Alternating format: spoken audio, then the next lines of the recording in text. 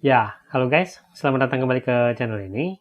Hari ini kita akan bicarakan salah satu keresahan saya yang berkaitan dengan dunia parenting.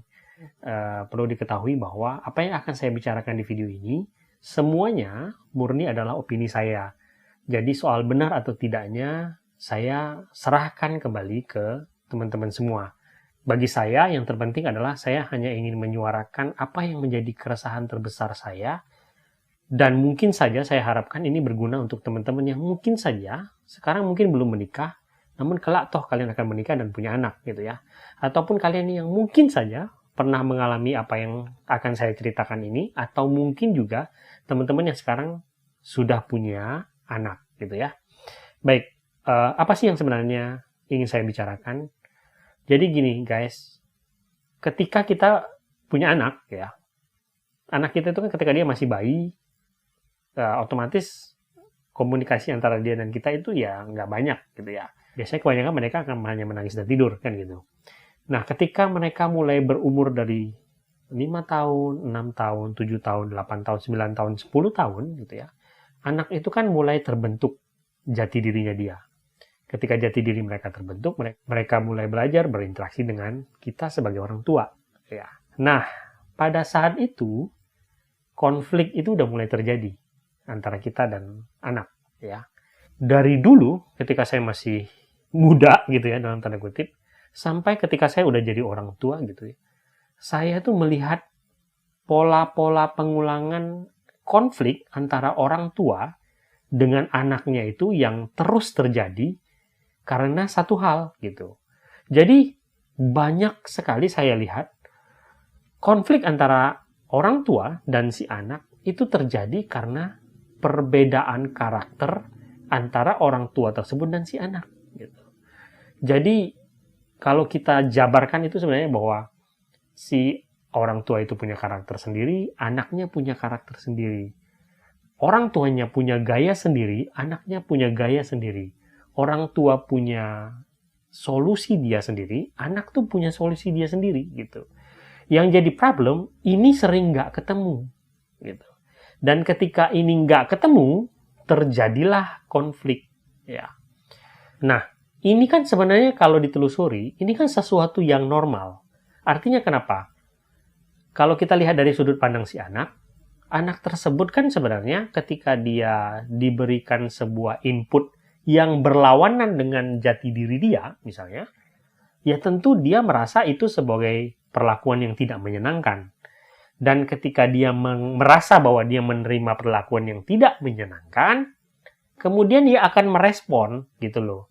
Dalam tanda kutip, merespon secara negatif karena itu kan tidak menyenangkan bagi dia gitu. Yang jadi problem, kebanyakan orang tua nggak menyadari itu. Gitu. Dan kemudian konflik-konflik seperti ini kemudian diselesaikan oleh para orang tua dengan cara mencap bahwa si anak itu bandel atau tidak bisa diatur gitu. Artinya kita akan lihat bahwa banyak orang tua kemudian menggunakan jalan pintas gitu ya. Dengan mengatakan bahwa wah kamu nih anak yang nggak bisa diurus, anak yang nggak bisa diatur, anak yang nggak bisa diajari, anak yang nakal, anak yang bandel gitu. Ingat, yang kadang kita bicarakan itu anak-anak yang umurnya 5 tahun sampai 10 tahun. Ibaratnya gitu ya. Bukan remaja lah gitu ya. Ini sebuah hal yang sangat-sangat sering terjadi yang saya lihat seumur hidup saya. Sampai hari ini saya sering lihat. Oke. Nah, sekarang pertanyaannya adalah apakah ini sesuatu yang besar? Iya, gitu. Ini nih sesuatu hal yang besar, guys. Kenapa? Karena ketika konflik ini kemudian diselesaikan dengan cara-cara seperti itu, ya, ini bisa menjadi bom waktu di masa depan gitu loh. Artinya apa? Ketika misalnya anak kemudian dicap tidak menurut, bandel, tidak bisa diatur, itu kan anak-anak itu diberikan label. Label itu bisa saja mereka bawa gitu. Mereka bawa ke masa remaja mereka. Mereka bawa ke masa dewasa mereka. Dan mereka bawa seumur hidup. Bisa saja itu dilakukan terus. Kan gitu. Dan kita nggak pernah tahu gitu, apa yang akan terjadi di masa depan mereka ketika label ini sudah disematkan kepada mereka ketika mereka kecil gitu. Padahal permasalahannya bukan di situ gitu ya. Belum lagi ketika misalnya ada orang tua yang kemudian mengambil langkah-langkah yang ekstrim, misalnya. Ketika mereka memukul, misalnya, melakukan abuse secara verbal maupun fisik, itu bisa, gitu ya. Atau hal-hal lainnya kadang nggak di luar nalar gitu. Misalnya anaknya dibawa ke orang pinter lah, dibilang disusupin apalah, gitu misalnya. Atau misalnya ada orang tua yang kemudian merasa ingin mengambil jalan pintas, dalam tanda kutip ya, kemudian merasa bahwa ya udah anaknya dimasukin ke asrama aja, anaknya dimasukin ke ini aja biar dia belajar disiplin gitu. Padahal permasalahan terbesar nggak di situ.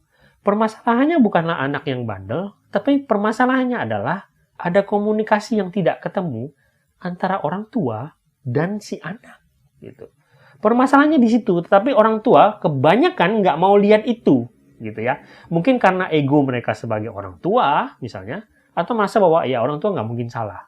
Dan ini diperparah ketika misalnya ini terjadi, anak itu dihakimin, dan orang-orang di sekitar mereka, orang-orang eksternal misalnya, ikutan menghakimi si anak gitu.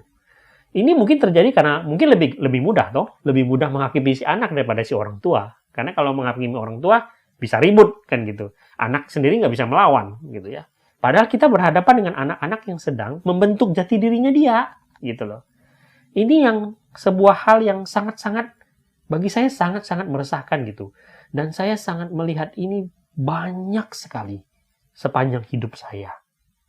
Sebenarnya saya cuma pengen ngomong ini gitu loh. Tetapi mungkin ada yang bertanya gitu ya. Oke lah bang, saya pikir mungkin itu juga permasalahan yang kita harus perbaiki bersama-sama.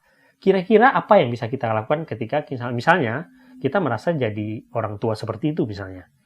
Kalau saya pribadi, ya guys ya, ketika saya berkonflik dengan anak saya, ya, saya itu selalu punya prinsip. Pertama, gitu ya, saya selalu bilang sama diri saya bahwa menjadi orang tua itu tidak menjadikan kamu tidak bisa salah, gitu ya. Menjadi orang tua tidak menjadikan kamu selalu benar. Kamu bisa melakukan kesalahan juga. Kamu juga bisa melakukan hal-hal yang kamu sendiri tidak sadari. Kalau itu salah, gitu ya. Yang kedua, ketika saya berkonflik, saya selalu bertanya dulu kepada diri saya. Apakah benar ini anak saya yang salah? Ataukah sebenarnya ini hanya soal komunikasi yang nggak ketemu? Bahwa anak saya itu ingin berkomunikasi dengan cara yang berbeda. Nah, harus diingat bahwa saya nggak sedang bilang kita tuh harus selalu memihak anak, gitu ya. Tetapi secara logika, kita harusnya bisa berpikir bahwa kita nggak mungkin dong ngarapin anak-anak umur 10 tahun ke bawah untuk ngertiin kita yang udah berumur 20-an atau 30-an. Kita punya pengalaman hidup yang lebih banyak dari mereka. Tentu yang diharapkan harusnya kita yang bisa ngertiin mereka. Gitu loh. Itu sesuatu yang wajar dong, gitu loh. Nggak mungkin kita ngarapin anak umur 7 tahun, 8 tahun untuk ngertiin kita. Nggak mungkin bisa. Kita yang tugasnya ngertiin mereka. Nah, selain itu, saya tuh selalu mengingatkan kepada diri saya bahwa hormatlah pada anakmu gitu. Perlakukan anakmu seperti kamu menghormati orang lain. Dengan itu, kamu bisa menyadari bahwa kamu bisa saja salah gitu ya. Ketika kamu berkonflik dengan anakmu, mencari tahu apa yang terjadi, saya selalu berkata dalam hati, adillah sejak dalam pikiran kamu. Karena ketika kamu bersikap adil, kamu bisa menemukan apakah kamu yang salah, atau memang anakmu yang bersalah, atau ini semua hanyalah soal kesalahan komunikasi gitu. Ya ini keresahan lah guys gitu ya. Saya bikin video ini lebih untuk menyuarakan apa yang ingin saya suarakan gitu ya. Saya juga nggak punya solusi yang mungkin luar biasa baik untuk hal ini, tetapi at least ketika saya membagikan ini, mudah-mudahan mungkin ada teman-teman yang terbantu dengan hal ini ya. Itu aja yang mau saya bagikan hari ini. Sampai jumpa di video berikutnya.